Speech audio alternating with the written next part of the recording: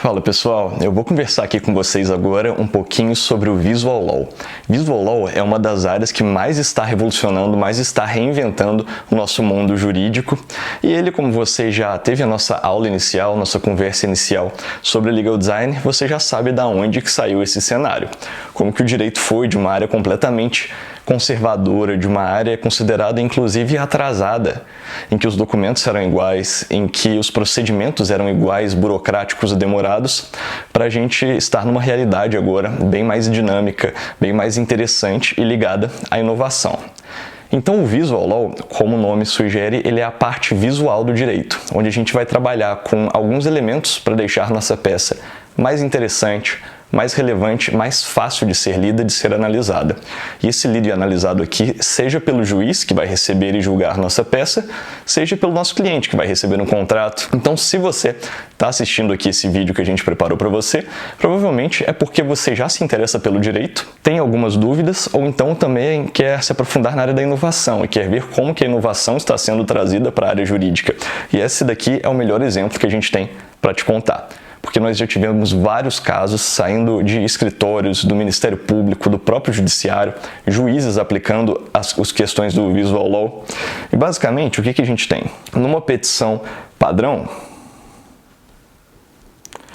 a gente tem como regra somente texto. Então a gente tem um cabeçalho de endereçamento em que você vai dizer para onde vai sua peça. Então, juiz da primeira vara da comarca do Rio de Janeiro, juiz da comarca de Uberlândia, você diz para quem vai.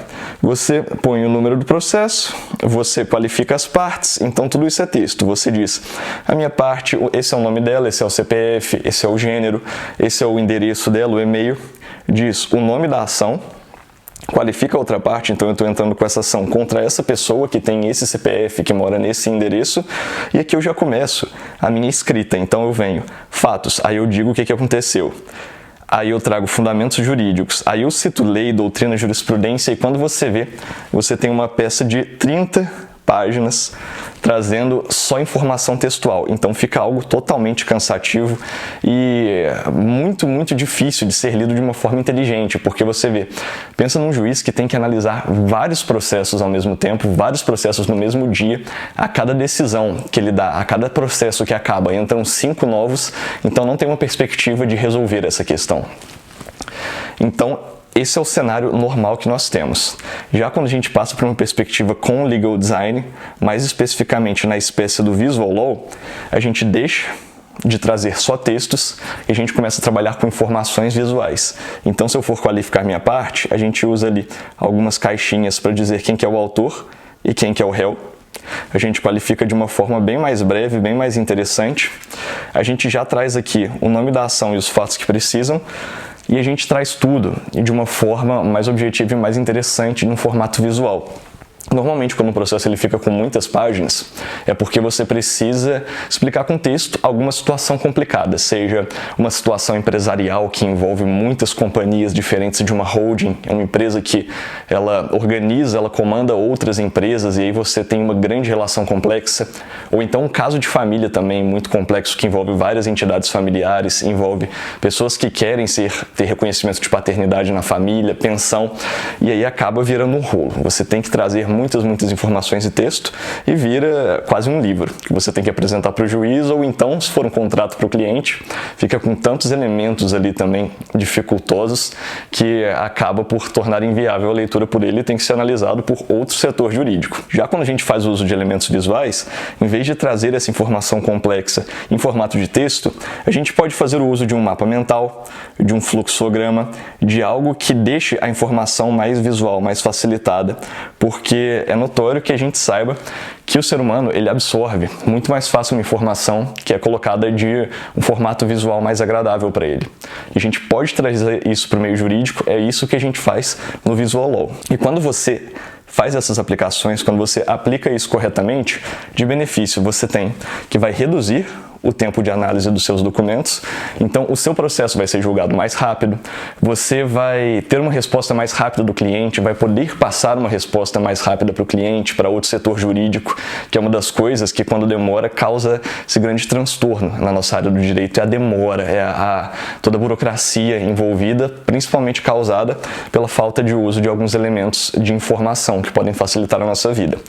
Consequentemente, ao fazer um trabalho diferenciado desses, você vai estar aumentando o valor do seu serviço. Você está agregando informação, agregando skills ali ao seu serviço e você é visto como um profissional diferenciado. Aqui, pessoal, então quando a gente fala do legal design, do visual law aplicado numa peça, pelo uso de todos esses elementos, uma outra questão muito interessante é que a gente consegue reduzir páginas.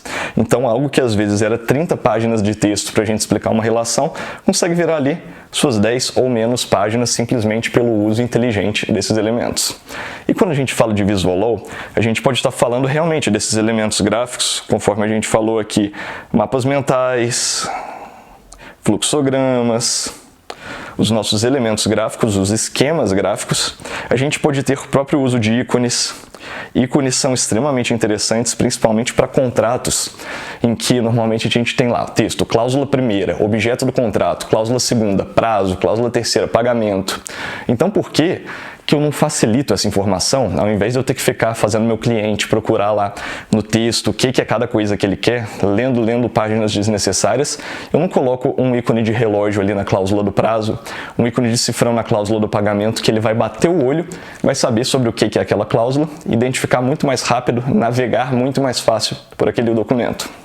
A própria questão de cores, a gente trabalha aqui a identidade visual do escritório ou a questão da psicologia das cores, que a gente pode entrar ali, cada cor ela traz um significado, uma interpretação diferente pra gente, e isso é muito interessante porque dependendo da cor que você utilizar para cada caso em predominância, você pode conduzir a leitura, persuadir aquele leitor.